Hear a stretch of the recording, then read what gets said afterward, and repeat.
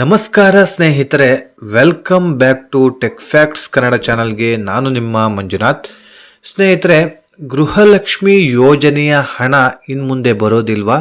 ಈಗಾಗಲೇ ಸಿದ್ದರಾಮಯ್ಯನವರು ಸಿ ಎಮ್ಗೆ ರಾಜೀನಾಮೆ ಕೊಟ್ಟ ಆದಮೇಲೆ ಡಿ ಕೆ ಶಿವಕುಮಾರ್ ಅವರು ಸಿ ಎಂ ಆಗಿರುವಂಥದ್ದು. ಈ ಡಿ ಕೆ ಶಿವಕುಮಾರ್ ಅವರು ಸಿ ಎಂ ಆದ ನಂತರದಲ್ಲಿ ಈ ಒಂದು ಗೃಹಲಕ್ಷ್ಮಿ ಯೋಜನೆನ ಬಂದ್ ಮಾಡಿದ್ರ. ಸೊ ಇದೆಲ್ಲದರ ಕುರಿತು ಕಂಪ್ಲೀಟ್ ಮಾಹಿತಿನ ಕೊಡ್ತೀನಿ. ಹಾಗೆಯೇ ಸ್ನೇಹಿತರೆ, ಇದುವರೆಗೂ ಗೃಹಲಕ್ಷ್ಮಿ ಯೋಜನೆಯ ಹಣ ನಿಮಗೆ ₹1 ಬಂದಿಲ್ಲ ಅಂತ ಹೇಳಿದ್ರು. ಏನು ಮಾಡಬೇಕು, ಇನ್ನು ಮುಂದೆ ಏನು ಮಾಡ್ಬೋದು ಹಣ ಬರೋದಕ್ಕೆ ಅಂತ ಹೇಳ್ಬಿಟ್ಟು ನಿಮಗೆ ಮಾಹಿತಿನ ತಿಳಿಸ್ಕೊಡ್ತೀನಿ.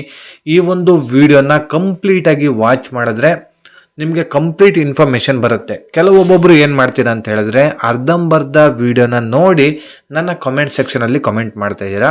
ಸ್ನೇಹಿತರೆ, ಕಂಪ್ಲೀಟಾಗಿ ವಿಡಿಯೋನ ವಾಚ್ ಮಾಡಿ, ಆಗ ನಿಮಗೆ ಪ್ರತಿಯೊಂದು ಇನ್ಫಾರ್ಮೇಷನ್ ಈ ಒಂದು ವಿಡಿಯೋದಲ್ಲಿ ಸಿಗುತ್ತೆ. ಪ್ರತಿಯೊಂದು ವಿಡಿಯೋದಲ್ಲೂ ಕೂಡ ಫುಲ್ ಇನ್ಫಾರ್ಮೇಷನ್ನ ನಾನು ಕೊಟ್ಟಿರ್ತೀನಿ. ಸೊ ಹಾಗಾಗಿ ಫುಲ್ ವಿಡಿಯೋನ ನೀವು ವಾಚ್ ಮಾಡಿದ್ರಿ ಅಂತ ಹೇಳಿದ್ರೆ ನಿಮಗೆ ಯಾವುದೇ ಒಂದು ಡೌಟ್ ಕೂಡ ನಿಮಗೆ ಬರೋದಿಲ್ಲ ಸ್ನೇಹಿತರೆ. ಓಕೆ, ಈ ವಿಡಿಯೋನ ಶುರು ಮಾಡೋಣ. ಹಾಗಿದ್ರೆ ಈ ಒಂದು ವಿಡಿಯೋನ ಶುರು ಮಾಡೋದಕ್ಕಿಂತ ಮುಂಚೆ ನೀವಿನ್ನೂ ಯಾರ್ಯಾರು ಹೊಸಬರು ನನ್ನ ಚಾನಲ್ನ ಸಬ್ಸ್ಕ್ರೈಬ್ ಮಾಡದೆ ಈ ಒಂದು ವಿಡಿಯೋನ ನೋಡ್ತಾ ಇದ್ದೀರೋ, ಪ್ಲೀಸ್ ಸಬ್ಸ್ಕ್ರೈಬ್ ಮಾಡಿ, ಪಕ್ಕದಲ್ಲಿರುವಂತಹ ಬೆಲ್ ಐಕಾನ್ನ ಪ್ರೆಸ್ ಮಾಡಿ. ಈ ಒಂದು ವಿಡಿಯೋ ನಿಮಗೆ ಇಷ್ಟವಾಗ್ತಿದ್ರೆ ಲೈಕ್ ಮಾಡಿ, ಸಾಧ್ಯವಾದಷ್ಟು ನಿಮ್ಮ ಸ್ನೇಹಿತರಿಗೆ ಈ ಒಂದು ವಿಡಿಯೋನ ಶೇರ್ ಮಾಡಿ ಅಂತ ಹೇಳ್ತಾ ಶುರು ಮಾಡೋಣ ಬನ್ನಿ. ಸ್ನೇಹಿತರೆ, ಗೃಹಲಕ್ಷ್ಮಿ ಯೋಜನೆಯಲ್ಲಿ ಒಂದಿಷ್ಟು ಮಹಿಳೆಯರಿಗೆ ಗೊಂದಲ ಇದೆ. ಅದೇನಂತ ಹೇಳಿದ್ರೆ, ಈಗಾಗಲೇ ಸಿದ್ದರಾಮಯ್ಯನವರು ಏನು ರಾಜೀನಾಮೆ ಕೊಟ್ಟ ಆದಮೇಲೆ ಡಿ ಕೆ ಶಿವಕುಮಾರ್ ಅವರು ಮುಖ್ಯಮಂತ್ರಿಗಳಾಗಿದ್ದಾರೆ. ಸೊ ಈ ಒಂದು ಡಿ ಕೆ ಶಿವಕುಮಾರ್ ಮುಖ್ಯಮಂತ್ರಿಗಳ ಆದಮೇಲೆ ಒಂದಿಷ್ಟು ಹೊಸ ನಿಯಮಗಳನ್ನು ಜಾರಿಗೊಳಿಸ್ತಾ ಇದ್ದಾರೆ.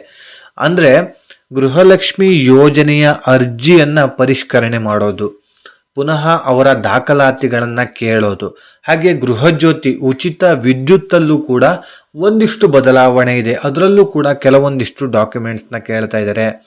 ಸೊ ಈ ರೀತಿಯಾಗಿ ಹೊಸ ಪರಿಷ್ಕರಣೆ, ಹೊಸ ನಿಯಮ, ಹೊಸ ರೂಲ್ಸ್ಗಳನ್ನು ತಂದು ಜನಗಳಿಗೂ ಕೂಡ ಗೊಂದಲಗಳಾಗ್ತಾ ಇದೆ. ನಮಗೆ ಮುಂದಿನ ದಿನಗಳಲ್ಲಿ ಹಣ ಬರೋದೇ ಇಲ್ವಾ, ಅಥವಾ ಹೊಸದಾಗಿ ಅರ್ಜಿನ ಹಾಕಬೇಕಾ, ಅರ್ಜಿನ ಹಾಕಿದ್ರು ಹಣ ಸಿಗುತ್ತಾ ಇಲ್ವಾ? ಸೊ ಇದೆಲ್ಲ ಗೊಂದಲಗಳಿದೆ.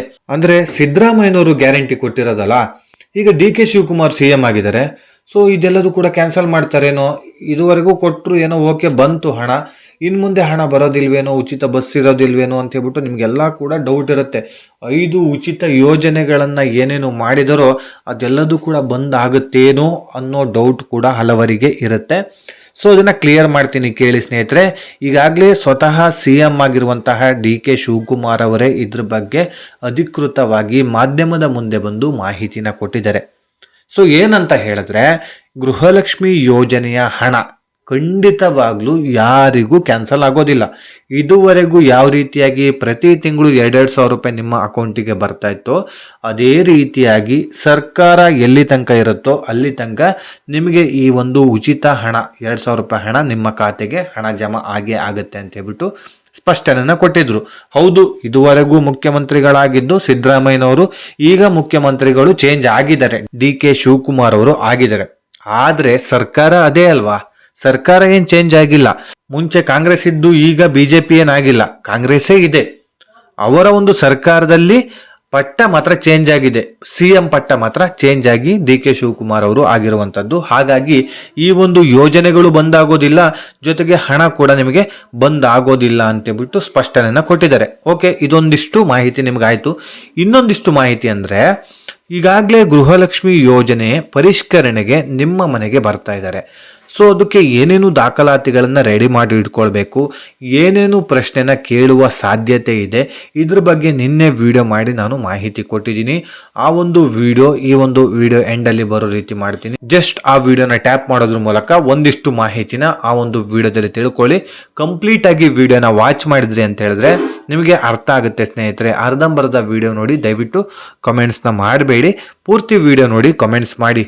ಹಾಗೆಯೇ ಸ್ನೇಹಿತರೆ, ಗೃಹಲಕ್ಷ್ಮಿ ಯೋಜನೆಯ ₹1 ಹಣ ನಮಗೆ ಇನ್ನೂ ಕೂಡ ಬಂದಿಲ್ಲ ಸರ್, ಪ್ರತಿಯೊಂದು ಡಾಕ್ಯುಮೆಂಟ್ಸು ಕರೆಕ್ಟಾಗಿದೆ, ನಮ್ಮ BPL ರೇಷನ್ ಕಾರ್ಡು ಕರೆಕ್ಟಾಗಿದೆ, ಹಾಗೆ ಆಧಾರ್ ಕಾರ್ಡು ನಮ್ಮ ಹತ್ರ ಇದೆ, ಹಾಗೆ ಮೊಬೈಲ್ ನಂಬರು ಕೂಡ ಲಿಂಕ್ ಆಗಿದೆ, ಜೊತೆಗೆ KYC ಕೂಡ ಆಗಿದೆ, ಹಾಗೆ ಬ್ಯಾಂಕ್ ಅಕೌಂಟಿಗೆ ನಮ್ಮ ಒಂದು ಮೊಬೈಲ್ ನಂಬರ್ ಕೂಡ ಸೀಡಿಂಗ್ ಆಗಿದೆ.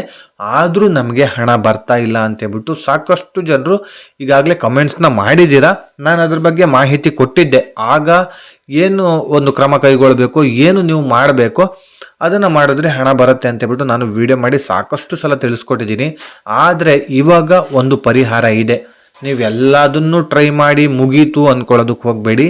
ಈಗ ಇದನ್ನು ಕೂಡ ಟ್ರೈ ಮಾಡಿ. ಈ ಒಂದು ಟಿಪ್ಸ್ ನಾನು ಕೊಡ್ತೀನಿ, ಅದನ್ನು ಕೂಡ ಟ್ರೈ ಮಾಡಿ.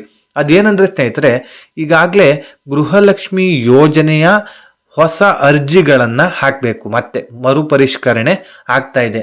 ಆದರೆ ನಿಮ್ಮ ಮನೆಗೆ ಬರ್ತಾರೆ, ಹೌದು, ಅಂಗನವಾಡಿ ಕಾರ್ಯಕರ್ತರು ಹಾಗೇನೆ ಸರ್ಕಾರದ ಅಧಿಕಾರಿಗಳು ಸೇರಿ ಜಂಟಿಯಾಗಿ ನಿಮ್ಮ ಮನೆಗೆ ಬರ್ತಾರೆ. ನಿಮ್ಮ ಮನೆಗೆ ಬಂದು ಕೆಲವೊಂದಿಷ್ಟು ಡಾಕ್ಯುಮೆಂಟ್ಸ್ಗಳನ್ನು ಕೇಳ್ತಾರೆ. ಡಾಕ್ಯುಮೆಂಟ್ಸನ್ನು ಕೊಟ್ಟರೆ ನಿಮಗೆ ಗೃಹಲಕ್ಷ್ಮಿ ಯೋಜನೆ ಮರುಪರಿಷ್ಕರಣೆ ಆಗುತ್ತೆ. ಅಂದರೆ ಇದುವರೆಗೂ ಅರ್ಜಿನ ಹಾಕಿ ನೀವು ಹಣ ಪಡ್ಕೊಳ್ತಾ ಇದ್ದೀರಾ, ಆದರೆ ಇನ್ನು ಮುಂದಿನ ದಿನಗಳಲ್ಲೂ ನಿಮಗೆ ಹಣ ಬೇಕಂತ ಹೇಳಿದ್ರೆ ಕೇಳುವಂಥ ಡಾಕ್ಯುಮೆಂಟ್ಸ್ನ ಮತ್ತೆ ನೀವು ಸಬ್ಮಿಟ್ ಮಾಡಬೇಕಾಗತ್ತೆ. ಓಕೆ, ಸಬ್ಮಿಟ್ ಮಾಡಿ ಆದಮೇಲೆ ನಿಮಗೆ ಮತ್ತೆ ಹಣ ಜಮಾ ಆಗುತ್ತೆ. ಸಬ್ಮಿಟ್ ಮಾಡುವಂಥ ಟೈಮಲ್ಲಿ ನಿಮ್ಮ ಡಾಕ್ಯುಮೆಂಟ್ಸಲ್ಲಿ ಏನಾದರೂ ಹೆಚ್ಚು ಕಡಿಮೆ ಇದ್ದರೆ, ಅದು ಸರಿಯಾಗಿಲ್ಲ ಅಂತ ಹೇಳಿದ್ರೆ ಹಣ ಬಂದಾಗುವ ಚಾನ್ಸಸ್ ಕೂಡ ಇರುತ್ತೆ ಸ್ನೇಹಿತರೆ.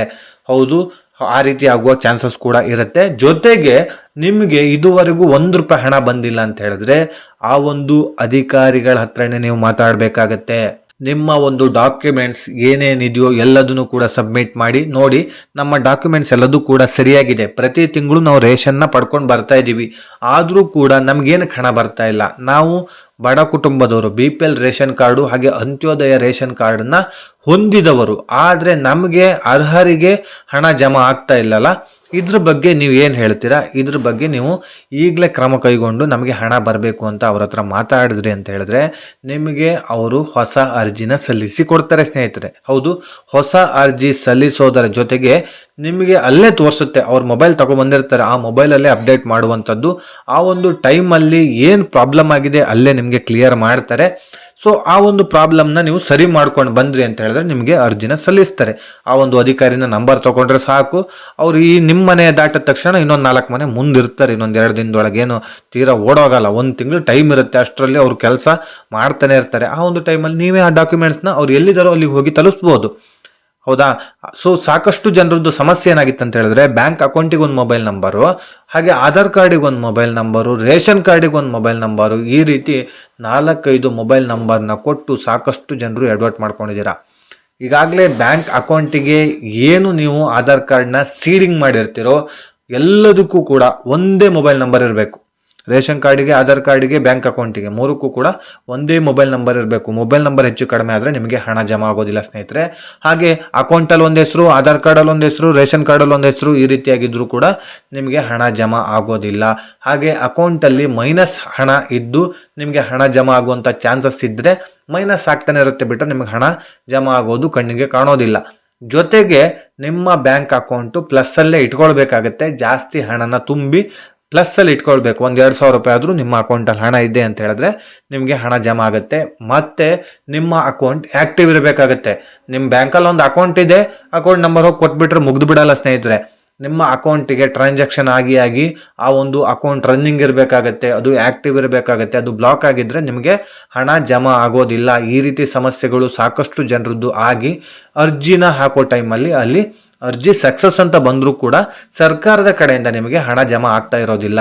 ಸೊ ಇದನ್ನ ಈಗಲೇ ಸರಿಪಡಿಸ್ಕೊಳ್ಳಿ. ನಿಮಗೆ ಹಣ ಜಮಾ ಆಗ್ಬೇಕಂತ ಹೇಳಿದ್ರೆ ಇದೆಲ್ಲದನ್ನು ಕೂಡ ಸರಿ ಮಾಡ್ಕೊಳ್ಬೇಕು. ನಾನು ನಿನ್ನೆ ವಿಡಿಯೋ ಮಾಡಿದ್ನಲ್ಲ, ಅದರಲ್ಲಿ ಒಂದಿಷ್ಟು ಮಾಹಿತಿಗಳು ಇದೆ, ಅದನ್ನು ಈಗಲೇ ಚೆಕ್ ಮಾಡ್ಕೊಳ್ಳಿ. ಯಾಕಂತ ಹೇಳಿದ್ರೆ ಅದರಿಂದ ನಿಮಗೆ ಒಂದಿಷ್ಟು ಅನುಕೂಲಗಳಾಗುತ್ತೆ. ನಿಮ್ಮ ಮನೆಗೆ ಇನ್ನೂ ಕೂಡ ಬರೋದಕ್ಕೆ ಶುರುವಾಗಿಲ್ಲ, ಸದ್ಯದಲ್ಲೇ ಗೃಹಲಕ್ಷ್ಮಿ ಯೋಜನೆಯ ಮರುಪರಿಷ್ಕರಣಾ ಅಧಿಕಾರಿಗಳು ನಿಮ್ಮ ಮನೆಗೆ ಬರ್ತಾರೆ ಸ್ನೇಹಿತರೆ. ಈ ಒಂದು ಅಧಿಕಾರಿಗಳು ನಿಮ್ಮ ಮನೆಗೆ ಬಂದಂಥ ಟೈಮಲ್ಲಿ ನೀವು ಡಾಕ್ಯುಮೆಂಟ್ಸ್ನ ತೆಗೆದು ಇಮ್ಮಿಡಿಯೇಟಾಗಿ ಎತ್ತಿಟ್ಟು ಬಿಡ್ಬೋದು ಅವ್ರ ಮುಂದೆ. ಯಾಕಂತ ಹೇಳಿದ್ರೆ ನಿಮ್ಮ ಹತ್ರ ಡಾಕ್ಯುಮೆಂಟ್ಸ್ಗಳು ಸರಿಯಾಗಿರುತ್ತೆ. ನಾನು ಹೇಳುವಂಥ ಪ್ರತಿಯೊಂದು ಇನ್ಫಾರ್ಮೇಷನ್ನ ನೀವು ಸರಿ ಮಾಡ್ಕೊಂಡ್ರಿ ಅಂತ ಹೇಳಿದ್ರೆ ನಿಮಗೆ ಹಣ ಜಮಾ ಆಗುತ್ತೆ. ಇನ್ಯಾರು ತಲೆ ಕೆಡ್ಸ್ಕೊಳ್ತಾರೆ ಬಿಡು, 2-3 ವರ್ಷ ಟ್ರೈ ಮಾಡಿ ಆಯಿತು, ಇನ್ನು ಹಣ ಬರೋದಿಲ್ಲ ಅಂತ ಹೇಳ್ಬಿಟ್ಟು ಹೋಪ್ಸನ್ನ ಕಳ್ಕೊಳ್ಳೋದಕ್ಕೆ ಹೋಗಬೇಡಿ. ಇದುವರೆಗೂ ನೀವು ಟ್ರೈ ಮಾಡಿರ್ಬೋದು, ಹೌದು. ಈಗ ಒಂದು ಸಲ ಟ್ರೈ ಮಾಡಿ ಸ್ನೇಹಿತರೆ, ಹಾಗೇ ಆಗುತ್ತೆ, ನಿಮ್ಗೆ ಹಣ ಜಮಾ ಆಗೇ ಆಗುತ್ತೆ. ಖಂಡಿತವಾಗ್ಲೂ ನಿಮಗೆ ಹಣ ಬರುತ್ತೆ, ತಲೆ ಕೆಡಿಸ್ಕೊಳ್ಬೇಡಿ. ಓಕೆ, ಇದಿಷ್ಟು ಇನ್ಫಾರ್ಮೇಷನ್ನ ನಿಮಗೆ ತಲುಪಿಸುವಂಥ ಪ್ರಯತ್ನ ಮಾಡಿದ್ದೀನಿ. ಒಬ್ಬರು ನನಗೆ ಕಮೆಂಟ್ಸ್ ಮಾಡಿದರು, ಸರ್ ನಮಗೆ ಹಣ ಜಮಾ ಆಗಿಲ್ಲ, ₹1 ಕೂಡ ಇದುವರೆಗೂ ಬಂದಿಲ್ಲ ಅಂತೇಳಿ ಹೇಳಿದರು.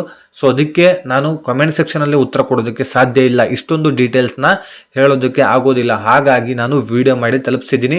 ನಿಮಗೇನಾದರೂ ಡೌಟ್ ಇದ್ದರೆ ವಿಡಿಯೋ ಏನು ವಾಚ್ ಮಾಡ್ತಾ ಇದ್ದೀರೋ ನನ್ನ ಫಾಲೋವರ್ಸ್ ಆಗದೇ ಇದ್ರಿ, ಆದರೆ ನಿಮಗೆ ನಾನು ಸಪೋರ್ಟ್ ಮಾಡೋದೇನೆಂದರೆ ನನ್ನ ಕಡೆಯಿಂದ ನಿಮ್ಗೆ ಎಷ್ಟಾಗುತ್ತೋ ಅಷ್ಟು ಇನ್ಫಾರ್ಮೇಷನ್ನ ಕೊಡ್ತೀನಿ ಸ್ನೇಹಿತರೆ. ಆ ಒಂದು ಇನ್ಫಾರ್ಮೇಷನಿಂದ ನೀವು ನಿಮ್ಮ ಕೆಲಸನ ಸರಿ ಮಾಡ್ಕೊಳ್ಳಿ, ನಿಮ್ಗೇನು ಸಮಸ್ಯೆ ಆಗಿದೆಯೋ ಅದನ್ನು ಸರಿ ಮಾಡ್ಕೊಳ್ಳಿ, ಸಾಲ್ವ್ ಮಾಡ್ಕೊಳ್ಳಿ ಅಂತ ನನ್ನ ಚಾನಲ್ ಕಡೆಯಿಂದ ನಾನು ಯಾವತ್ತೂ ಸಪೋರ್ಟ್ ಮಾಡ್ತಾ ಇರ್ತೀನಿ.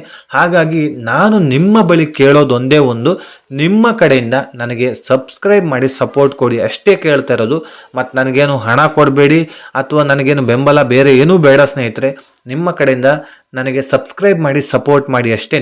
ನೀವು ನನಗೆ ಸಬ್ಸ್ಕ್ರೈಬ್ ಮಾಡಿ ಸಪೋರ್ಟ್ ಮಾಡೋದ್ರಿಂದ ನಾನು ಇದೇ ರೀತಿಯಾದಂಥ ಹೆಚ್ಚು ಕಂಟೆಂಟ್ಗಳನ್ನು ನಿಮ್ಮ ಮುಂದೆ ತರಲಿಕ್ಕೆ ಈಸಿ ಆಗುತ್ತೆ, ಜೊತೆಗೆ ನಿಮಗೂ ಕೂಡ ಒಂದಿಷ್ಟು ಅನುಕೂಲಗಳಾಗತ್ತೆ ಸ್ನೇಹಿತರೆ. ಸೊ ಹಾಗಾಗಿ ಕೇಳ್ಕೊಳ್ತಾ ಇದ್ದೀನಿ. ಜೊತೆಗೆ ಈ ಒಂದು ವಿಡಿಯೋ ನಿಮಗೆ ಇಷ್ಟವಾಗಿದ್ದರೆ ಲೈಕ್ ಮಾಡಿ, ಸಾಧ್ಯವಾದಷ್ಟು ನಿಮ್ಮ ಸ್ನೇಹಿತರಿಗೆ ಈ ಒಂದು ವಿಡಿಯೋನ ಶೇರ್ ಮಾಡಿ. ಹಾಗೆಯೇ ಸ್ನೇಹಿತರೆ, ಇದೇ ರೀತಿ ಇನ್ಫಾರ್ಮೇಟಿವ್ ವಿಡಿಯೋ ಒಂದಿಗೆ ನಾನು ಮುಂದಿನ ವಿಡಿಯೋದಲ್ಲಿ ಸಿಗ್ತೀನಿ. ಅಲ್ಲಿಯವರೆಗೂ ಧನ್ಯವಾದಗಳು.